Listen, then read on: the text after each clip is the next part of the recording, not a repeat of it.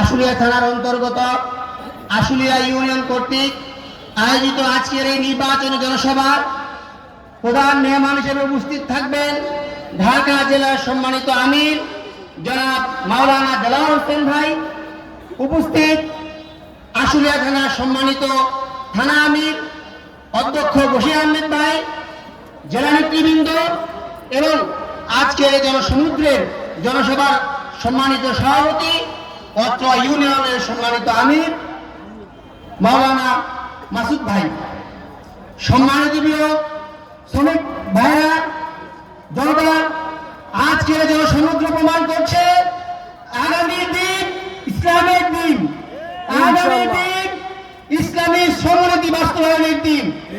সম্মানিত ভাইরা, একটি বিষয় আমাদেরকে খেয়াল করতে হবে, বাংলাদেশ জামায়াতে ইসলামী এটি তথাকথিত কোনো রাজনৈতিক দল নয়।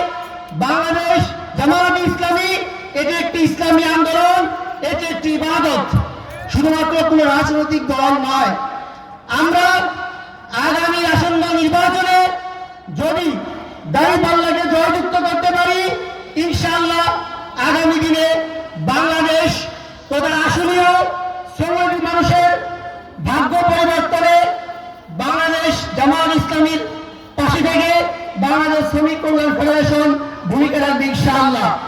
বাংলাদেশ জামায়াত ইসলামী যদি আগামী দিনে ক্ষমতায় আসে, ইনশাআল্লাহ শ্রমিক অধ্যুষিত এই অঞ্চলে আমরা শ্রমিক মানুষের জন্য একটি স্বতন্ত্র হাসপাতাল করবো ইনশাআল্লাহ, যেখানে জুলাই আহত সহ সকল শ্রমিকদের ক্ষেত্র বিশেষে বিনামূল্যে থেকে শুরু করে স্বল্প মূল্যে তারা চিকিৎসা সেবা পেতে পারে সেই ব্যবস্থা করব। এই আহ্বান দেখে আমি আমার সংক্ষিপ্ত বক্তব্য এখানে শেষ করছি। আসসালামু আলাইকুম ওয়া রাহমাতুল্লাহি ওয়া বারাকাতুহু।